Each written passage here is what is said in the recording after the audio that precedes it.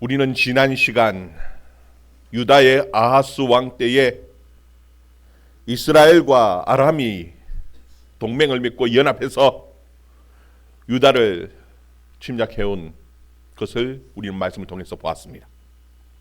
그때 하나님께서는 선지자 이사야를 아하스 왕에게 보내서 하나님의 뜻을 전하게 하셨습니다. 그 하나님의 뜻은 굉장히 대단해 보이고 힘있어 보이지만 그 북이스라엘 남유다의 왕은 타단만 연기나는 부지깽이 그루터기와 같다라고, 결코 유다는 망하지 않을 것이라고 하나님께서 위로의 말씀과 함께 격려를 해주시는 것이었습니다. 사실 우리가 살면서 가장 듣고 싶은 말씀은 이러한 말씀입니다. 어떤 어려움이 닥쳐왔을 때에 우리가 그것을 이겨낼 수 있다라는 확신만 있으면은 웬만한 어려움들은 다 참고 이겨낼 수 있습니다. 하나님께서는 절망 가운데 빠져 있는 유다의 왕에게 너희는 그 어려움으로 인하여 망하지 않을 것이라고, 너희를 위협하는 저 이스라엘과 아람은 연기나는 부지깽이 그루터기에 불과하다라고, 두려워하지 말라고 하나님께서 말씀하고 계시는 것이에요.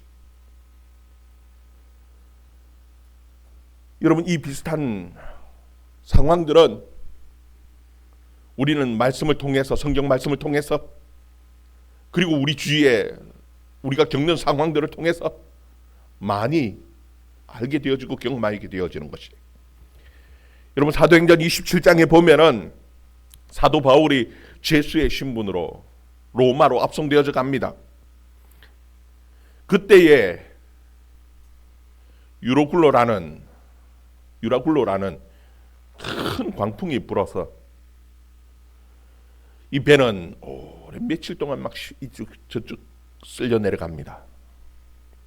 그때에 그 배 안에 있는 사람들은 이제 다 죽었구나, 절망 가운데서 며칠간 음식도 제대로 먹지 못하고 죽을 날만 기다리고 있을 때였습니다.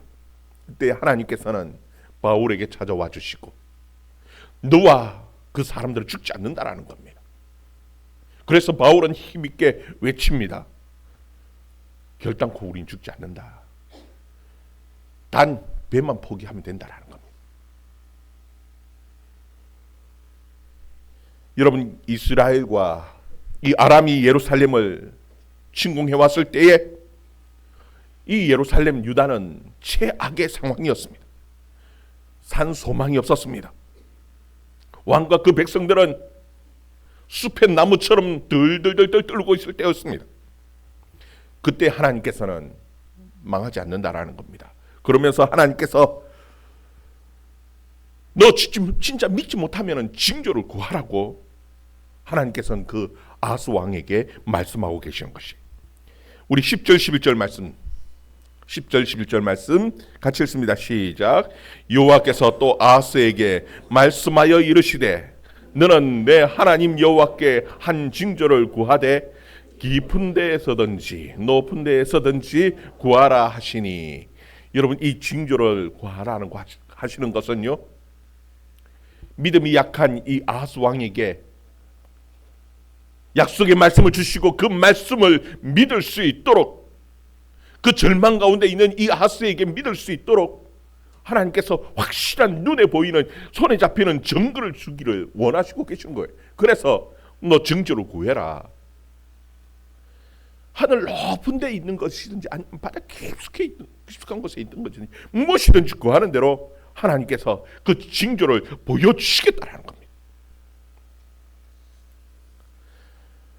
하나님께서는 이 징조를 통해서 위로하시고 말씀을 믿게 하시려고 징조를 구하라는 거예요. 여러분, 그러면은 징조를 구하면 되는 겁니다.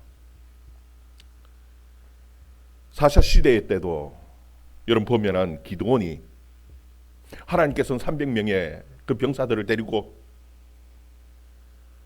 수십만의 그 미디안 군대와 싸워야 하는데 이 기드온은 도무지 용기가 나지 않습니다. 하나님께서는 이기겠다라고 약속하시지만 300명으로 어떻게 이길지 엄두도 나지 않고요, 믿음도 생기지도 않는 겁니다.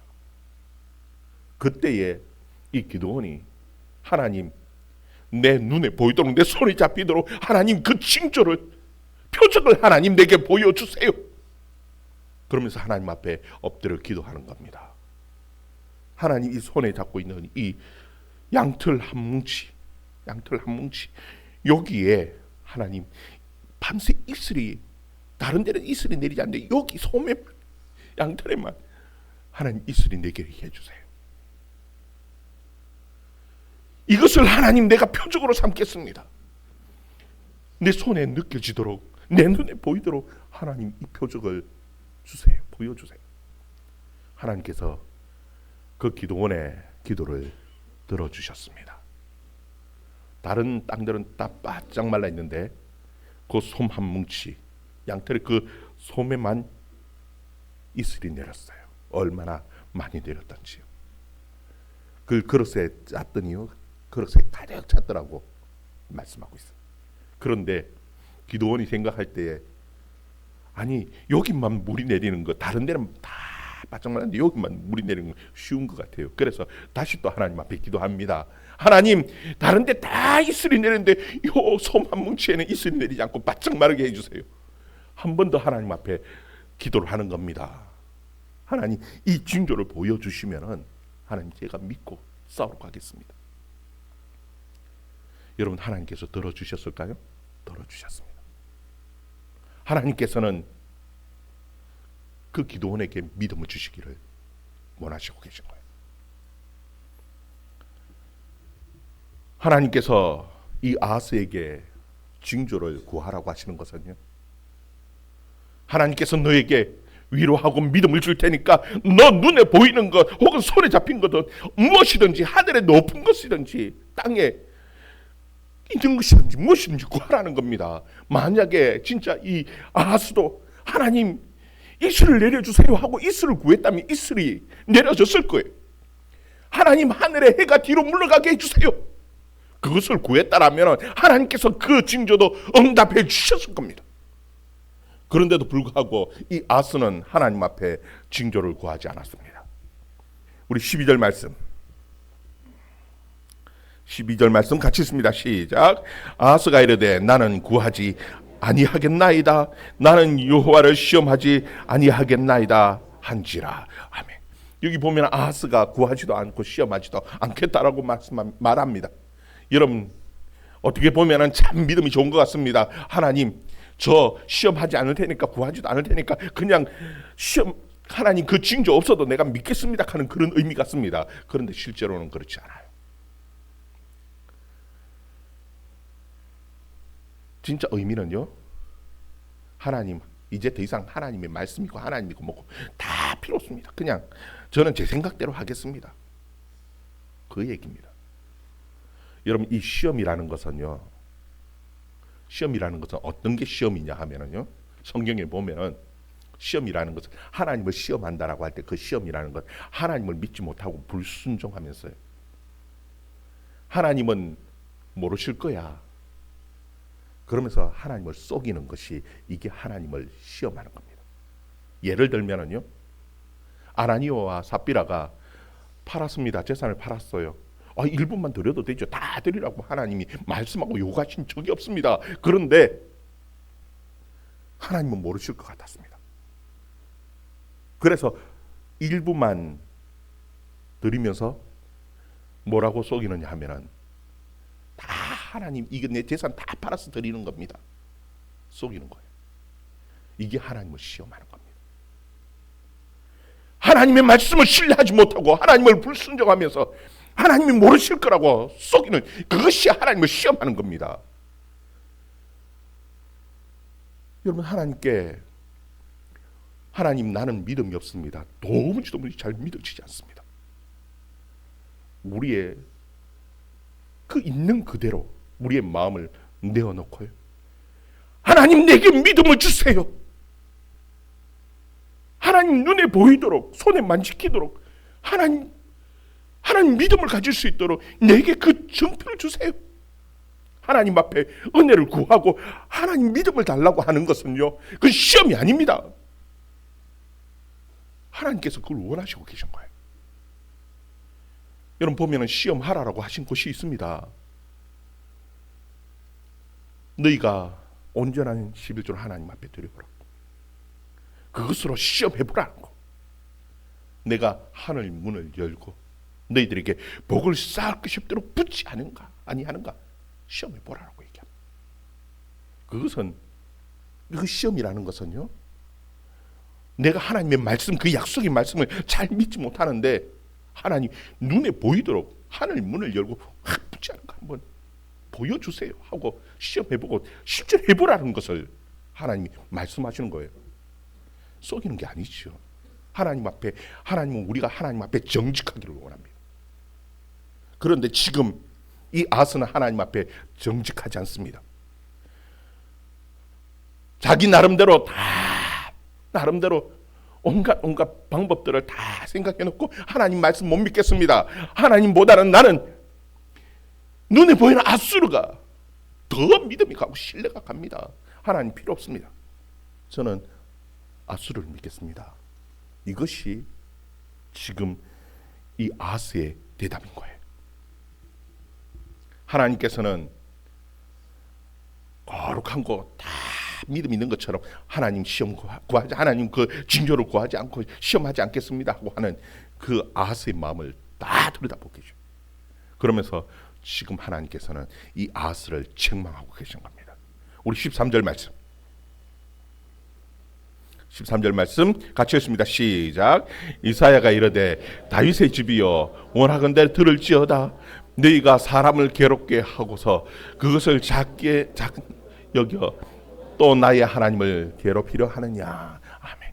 여기 보면 다윗의 집이라는 것은 이 왕족이고 유다의 왕족이고 왕입니다. 그들이 사람을 괴롭힌 것뿐만 아니라 이제는 나의 하나님까지 괴롭게 하려느냐. 여러분, 사람을 괴롭힌다라는 것은 어떤 것이냐 하면요, 믿음으로 살려고 하는 사람, 하나님께서는 이 다윗의 집안을 유다의 목자로 세웠습니다. 하나님의 말씀, 하나님 뜻 가운데로 인도해야 되는데 오히려 말씀대로 살려고 하는 사람들을 다 괴롭게 만드는 겁니다. 왜? 하나님의 뜻대로 인도하지 않으니까. 아는 사람은 더 힘들고 괴로운 거예요. 근데 거기서 그치지 않고 지금 하나님까지 괴롭게 하려고 하느냐. 여러분, 지금 이 유다는 망하기 직전에 있는 겁니다. 하나님께서 매를 드는데 여러분 부모 마음 알지 않습니까? 자식의 매를 대고 때리면은요, 자식 매 맞는 자식의 그 아픈 고통보다도 부모 마음은 더 아픕니다. 너가 유다 백성들뿐만이 아니라 하나님을 괴롭게 하느냐. 그러면서 책망하면서 오히려 하나님께서 지금 너가 징조를 구하지 않기 때문에 하나님께서 친히 너에게 확실한 증거를 징조로 보여주시겠다라는 겁니다. 14절부터 16절까지 말씀. 14절부터 16절 말씀 같이 읽습니다. 시작. 그러므로 주께서 친히 징조를 너희에게 주실 것이라. 보라, 처녀가 잉태하여 아들을 낳을 것이요 그 이름을 임마누엘이라 하리라. 그가 악을 버리며 선을 택할 줄 알 때가 되면 엉긴 젖과 꿀을 먹을 것이라. 대저 그 아이가 악을 버리며 선을 택할 줄 알기 전에 내가 미워하는 두 왕의 땅이 황폐하게 되리라. 아멘. 하나님께서는 징조를 구하지 않는, 순종하여 신중을 구하지 않는 아하스에게 오히려 하나님께서 친히 징조를 주시겠다고 말씀하시면서 그 징조를 말씀하시는데 그 징조가 무엇이냐면 처녀가 잉태하여 아들을 낳을 것인데 그 아들 이름이 무엇이라고요? 임마누엘이다. 그렇게 그것이 징조가 될 것이라고 말씀합니다. 그리고 또 그 뒤에 보면은 그 아이가 이제 좀 철이 들어서 악을 버리고 좀 선을 행할 줄 알 때쯤 되면은 엉긴 젖과 여러분, 이 엉긴젖이라는 것은 오늘날 요플레입니다. 요플레의 역사가 굉장히 오래됐어요. 이 엉긴젖 요플레와 그리고 또 꿀을 먹게 될 것이다. 그리고 또 이 아이가 악을 버리고 이제 좀 선을 행하기 그 전 더 어릴 때에 내가 미워하는 두 왕 누굽니까? 아람의 러신, 북이스라엘의 베가, 이 두 왕이 망해서 그 땅이 완전히 황폐하게 되어질 것이라고, 그것이 너의 징조다고 그렇게 말씀하고 계시는 겁니다. 여러분, 그럼 우리는 이제 고민해 봐야죠. 이 처녀가 잉태하는 이 처녀가 누굴까? 그리고 임마누엘을 이 아들을 낳을 때 그 이름이 임마누엘이라는 이 아이가 누구일까? 여러분, 신약 성경에 오면은 예수님의 그 동정녀 그 탄생의 예언으로 오늘 읽은 이 본문의 말씀을 인용하기도 합니다. 그런데 요게요, 참 재밌는 것이 징조입니다. 뭐라고요? 징조입니다. 표징입니다. 이 얘기는 실제로 일어난 사건이라는 겁니다. 그래 징조가 되는 겁니다. 실제로 일어나고 눈에 보여지지 않으면요, 만져지고 눈에 보여지지 않으면, 실제로 경험되어지지 않으면 그건 징조가 될 수 없지요. 여러분, 그럼 처녀가 아이를 낳았다. 그리고 그 아이 이름이 뭐라고요? 임마누엘이다. 도대체 이게 누구냐? 여러분, 처녀라고 하는 것은 정상적으로 정식으로 결혼하지 않은 그 여인을 처녀라고 얘기합니다. 여러분, 처녀가 아이를 낳으면은 그는 뭐냐면요, 음행을 해서 낳은 겁니다.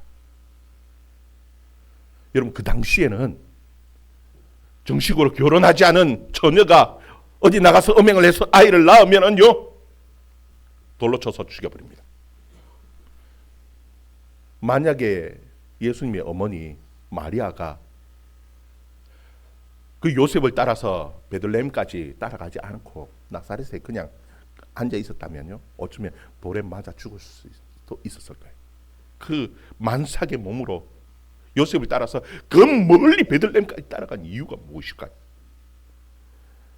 돌에 맞아 죽을 수 있기 때문에 그런 거예요. 그래서 간 거예요. 그런데 오늘 보면은요, 돌에 맞아 죽은 게 아니고 아이를 낳았습니다.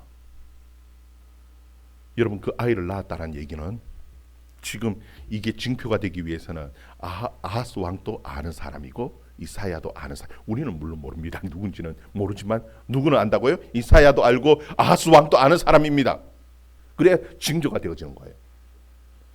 정확히 우리는 알 수 없지만 아무도 그를 돌로 칠 수 없었던 여인입니다. 그러려면은 왕족이든지, 이 여인이 왕족이든지 혹은 귀족이든지 돌로 칠 수 없었던 그 여인이었던 것 같습니다. 아이를 낳아왔어요. 음행을 했기 때문에 죄를 지었어요. 분명히 그 때문에 남들의 비난을 받아야 되고요, 온갖 조롱을 당해야 되고, 어쩌면 돌에 맞아 죽었어야 할 이 여인의 낳은 아들이요. 그런데 하나님께서 그에게 특별한 이름을 지어주셨어요. 무슨 이름을 지어주셨다고요? 임마누엘. 그 뜻이 무엇이라고요? 거기 보면은 하나님이 우리와 같이 계심이라, 함께 하심이라, 그런 뜻이. 이게 징조입니다. 하나님께서는 너희가 어떠한 죄를 지었다 한다 할지라도 너희가 믿음으로 돌아오면 하나님께서 내가 너희와 함께 하겠다. 이것이 하나님께서 보여주는 첫 번째 징조였습니다. 어떠한 죄를 짓든지 하나님께서는 돌에 맞아 죽어야 할 그 죄라 할지라도 용서하고 하나님께서 내가 너희와 함께 하겠다라는 것이, 이것이 하나님의 약속이었고요. 또 그리고 하나님께서는 이 아하스가 하나님에게 징조를 구하지 않는 것이 오히려 아수를 통해서 어떻게 해보려고 하는 그 마음을 이미 하나님께서 아시고 아수를 끌어들였을 때에 일어날 그 징조에 대해서 하나님께서 경고하고 계시기도 한 겁니다. 우리 17절부터 말씀.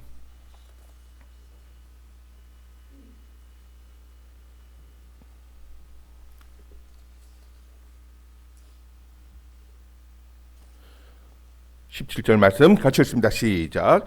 여호와께서 에브라임 유다를 떠날 때부터 당하여 보지 못한 나를 너와 내 백성과 내 아버지 집에 임하게 하시리니 곧 아수르 왕이 오는 날이라. 여러분, 이 아수르 왕이 오는 그날 어떤 일이 일어납니까? 거기에 대해서 쭉 그날 하면서 이제 그날에 일어날 일에 대해서 징조로 보여주십니다. 그날 첫 번째 어떤 일이 일어납니까? 18절 19절 말씀 똑같이 읽습니다. 시작. 그날에는 여호와께서 애굽 하수에서 먼 곳에 바리와 아수르 땅에 벌을 부르시리니 다 와서 거친 골짜기와 바위 틈과 같이 나무 울타리와 모든 초장에 앉으리라. 아멘. 여러분, 지금 이 아하스 왕은요, 아수르를 끌어들입니다.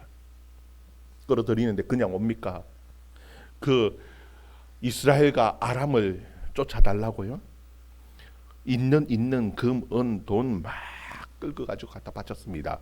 여러분, 갖다 바치면은 이 아하스 생각에는 그 돈을 받고 그 쫓아내주고 그 미운 싫어하는 그 두 왕을 쫓아내주고 자기는 안전할 줄 알았습니다. 그런데 하나님께서는 그를 뭐라고 얘기했냐면 아수르는 버리라고. 그것도 그냥 버리 아니라 땅 버리라고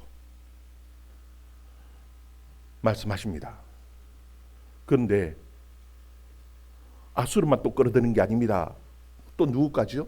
이게 감당이 안 되니까 어디까지 또 끌어들였냐면은 애굽의 하수에서 먼 곳에 파리라고 얘기하죠. 이 애굽의 군대까지 끌어들였습니다. 근데 하나님께서는 이 애굽 군대를 뭐라고 표현하냐면 파리라고 표현합니다. 여러분, 파리 때가 몰려오면은 도움이 됩니까? 아무런 도움이 되지 못합니다. 성가십니다. 무조건 성가시키면 하지. 애굽의 군대를 끌어들이기는 끌어들어왔어요. 돈을 보내고 해가지고 끌어왔는데 아무런 도움이 되지 못하는 파리떼 같더라는 겁니다. 아수르 군대를 끌어들어왔습니다. 그래서 여러분, 북이스라엘과 아람은 쫓아버렸습니다. 망해버렸습니다. 그런데 여러분, 그 땅벌이요, 이게 통제가 되어집니까? 수습이 안 되어지는 겁니다. 괜히 벌집을 건드려 놓아버렸습니다. 그 벌집을 건드려 놓으면은요, 벌은 이게 내 편이냐 내 편이냐 없습니다. 온 천지 날아다니면서 막 쏴제키거든요. 여러분, 북이스라엘과 아람은 망해버렸고요, 아수르를 건드려 놓는 바람에 가만히 내버두면 됐을 건데 괜히 건드려가지고 유다 땅도 완전히 엉망이 되어져 버린 거예요. 그래서 어느 정도로 엉망이 되어졌는지 때 또 뒤에 이제 그 징조로 하나님께서 말씀하셔요. 20절 같이 읽습니다. 시작. 그날에는 주께서 하수 저쪽에서 새내어 온 삭도 곧 아수르 왕으로 내 백성의 머리털과 발털을 미실 것이요 수염도 깎으시리라. 아멘. 여러분 보면은 오늘날은 이 남자들 뭐 수염 이거 다 연도로 깨끗하게 깎죠. 저도 깎고 나왔고요. 머리털도 막 긴 것 지저분하니까 깔끔하게 단정하게 저도 깎아야 될 때가 지났는데 깎아야 될 시간이 없어가 하여튼 깔끔하게 요즘은 다 이렇게 깎고 나오지 않습니까? 단정하게. 그런데 이 이사야가 활동하는 그 시대는요, 이 털이라는 것은 남자 수염이고 머리털이고 다 뭐냐 하면요, 이게 자존심이고 체면입니다. 누가 와서 내 수염을 탁 잘라버렸으면요, 내 체면이 구겨진 겁니다. 내 자존심이 뭉개지 밟힌 겁니다.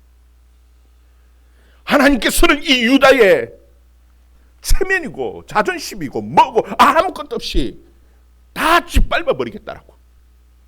아수르는 뭐와 같았냐면요, 날카롭게 세워진 면도날과 같아서 머리도 밀어버리고 털도 밀어버리고 심지어 발톱까지 다 밀어버리고, 하나님께서 그 유다를 완전히 완전히 자존심이고 뭐가 다 밟아버리겠다라고 하나님께서 말씀하셔요.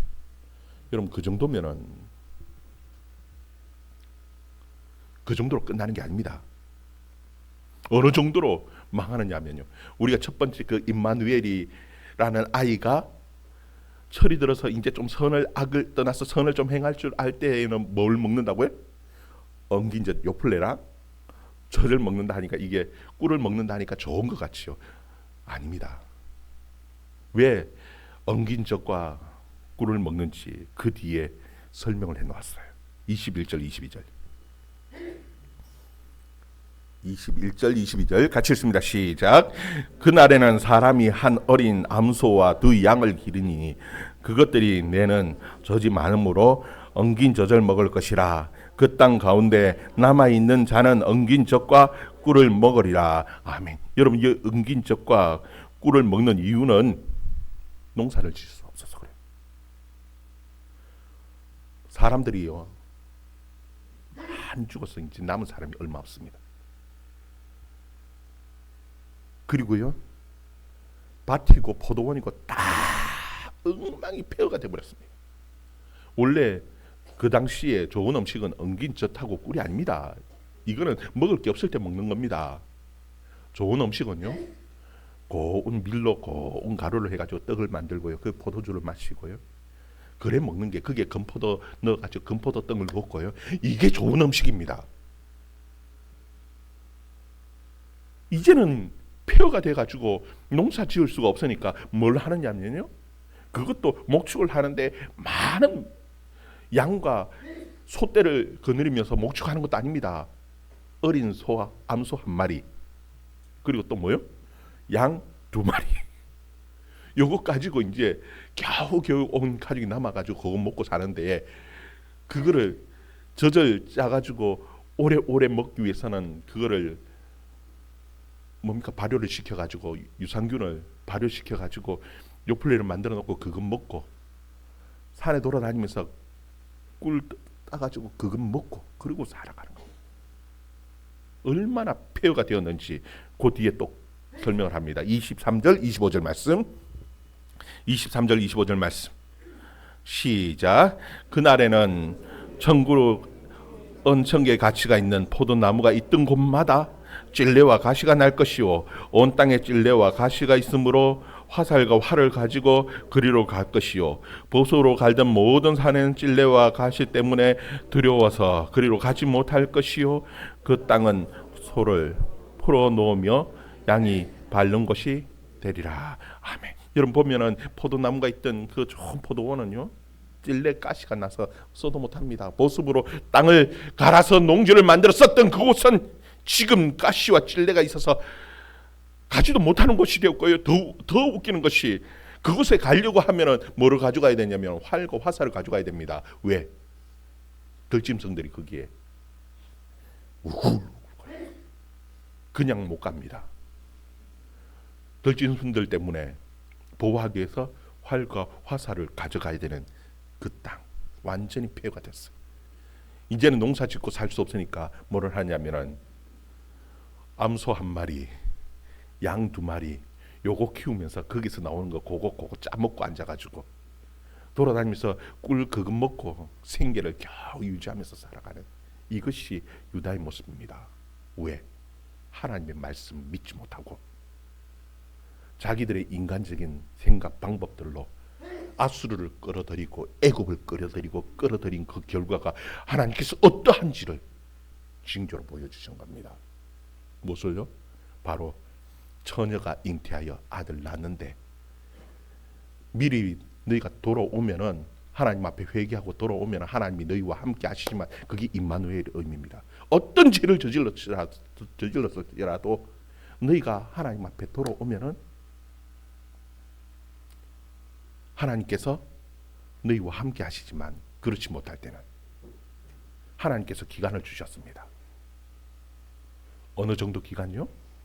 그 아이가 이제 조금 철이 들어서 이제 좀 선을 행할 줄 여러분 그 나이가 어느 정도냐 하면은 우리 아이들 보면은 막 말 안 듣고 막 떼쓰고 막 난리를 칠 때가 있죠. 그러다가 조금 시간이 지나가 이제 좀 들면은 언제입니까? 한 7, 8살, 7살 되면은 막 말 안 듣잖아요. 8살쯤 되면 이제 학교 갈 때쯤 되면 조금 말을 들어요. 그때쯤 나이. 그때쯤 되면은 망합니다. 북이스라엘이 그리고 아람이 여러분 그 징조를 보고 돌아오면 하나님이 그들과 함께 하시지만 그 징조를 보고도 돌아오지 않으면 어떡합니까? 하나님께서 망하게 하는데 결국 어느 정도로 망하느냐 하면은 엉기젖을 먹고 꿀을 먹고 살아야 할 만큼 그 땅은 처참하게 폐허가 되어질 것이라고 하나님께서 그 징조로 경고하고 계신 거예요. 여러분 오늘날도 우리에게 마찬가지입니다. 하나님의 약속의 말씀이 있습니다. 하나님께서는 우리에게요 여러 가지 복의 말씀을 하셨습니다. 먼저 그의 나라와 그의 의를 구하면 뭐 하신다고요? 이 모든 것을 우리에게 필요한 걸 다 더하여 주시겠다고. 하나님께서 우리에게 가난한 자, 힘든 자, 어려운 자들, 그들을 약한 자들을 돌아보며 정의를 행하고 정의를 세워갈 때에 하나님께서 우리에게 복을 주시겠다라고 하나님께서 우리에게 분명하게 약속하시는데요. 그런데 우리는 그 하나님의 말씀을 때로는 믿지 못하고 내가 하나님의 말씀대로 정의를 행하고 남들 도와주고 그래 손해보고 살면은 내가 망할 것 같고 오히려 하나님의 말씀대로 살면은 세상적인 방법도 한번 써보지도 못하고 끝장날 것 같고 그런 두려움이 찾아오죠. 그때 어떻게 합니까? 하나님께서는 야 너 징조로 구해라. 안 되면 너 하나님의 말씀대로 살면은 어떻게 되는지 눈에 보이도록 한번 손에 만지키도록 징조를 구해서라도 하나님의 말씀대로 살아라는 겁니다. 근데 우리는 망할까봐 끝장날까봐 하나님의 말씀대로 정직하게 살면은 큰 손해를 볼까봐 하나님 말씀 징조는 그만 되고요. 하나님 말씀이고 뭐고 필요 없고요. 저는 제 생각대로 제 방법대로 한번 해보겠습니다. 그리고 살면은요 진짜 망하는 겁니다. 이런 말씀대로 살 수 있기를 주의 이름으로 축원합니다. 망할 것 같지만 절대 망하지 않습니다. 못 믿겠으면요 하나님의 말씀대로 사는데 망할 것 같고 도저히 못 믿겠으면 하나님 앞에 구하는 겁니다. 하나님 믿음 주세요. 정말 못 믿겠는데 하나님 손뭉치 갖다 놓고라도 양털 갖다 놓고라도 한번 기도해 보세요. 하나님 여기에 있으리라도 하나님 내리게 해주세요. 기도원은 그렇게 기도했지 않습니까? 하나님 내게도 한번 눈에 보이도록 손에 만지키도록 하나님 해주세요. 때로는 보면 우리는 하나님의 말씀대로 11조 드리고 살면 망할 것 같고 정말 못 살고 끝장날 것 같은데 하나님 시험해보라고 했으니까 한번 해보겠는데 하나님 정말 하늘 문을 열고 복을 주는지 한번 보여주세요. 여러분 하나님 말씀대로 살면 망할 것 같지요? 안 될 것 같지요? 여러분 믿음으로 말씀대로 살아갈 수 있는 저와 여러분 되기를 주의 이름으로 축원합니다. 그때 하나님께서 우리에게 분명하게 복을 주십니다. 그런 믿음으로 안 되면은 정말 하나님 앞에 징조를 하늘의 높은 곳에 있든지 땅의 깊은 땅 아래에 저 바다 깊은 곳에 있던 것이든지 정말 징조를 구해가면서라도 믿음으로 살아갈 수 있는 저와 여러분의 삶이 되어질 수 있기를 주의 이름으로 축원합니다. 기도하겠습니다.